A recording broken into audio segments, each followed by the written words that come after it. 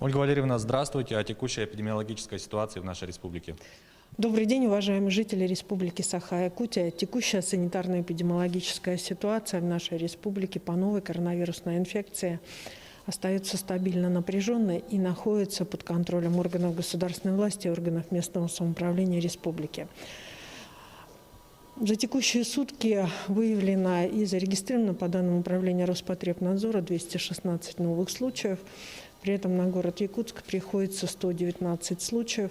Необходимо обратить внимание, что дальше продолжается у нас выявление и изолирование контактов, в том числе прежде всего по Набарскому району, который на особом внимании, где выявлено вновь 10 случаев.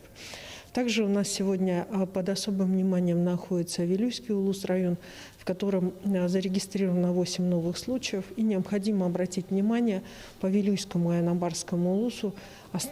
Причиной вот этого подъема и увеличения стало нарушение санитарно-эпидемиологических правил и норм, которые установлены указом главы Республики Саха-Якутия Айсена Сергеевича Николаева.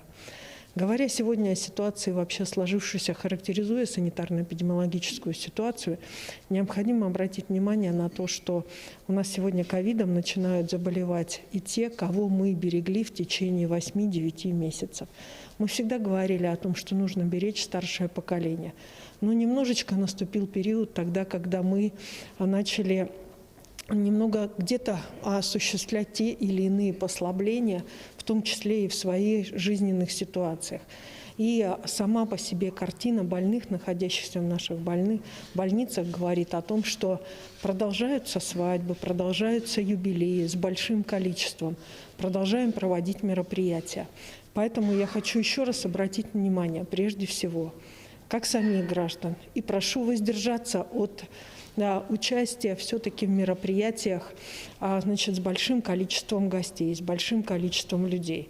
Еще раз обращаю внимание органов местного самоуправления при проведении крупных мероприятий, которые вновь опять у нас зафиксированы как нарушения на территории республики, необходимо в обязательном порядке помнить о том, что существует и действует указ главы Республики Саха-Якутия о запрете на их проведение.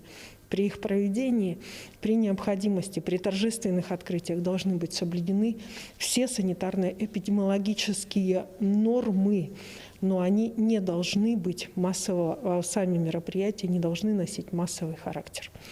Летальных случаев за прошедшие сутки зарегистрировано на территории республики 3.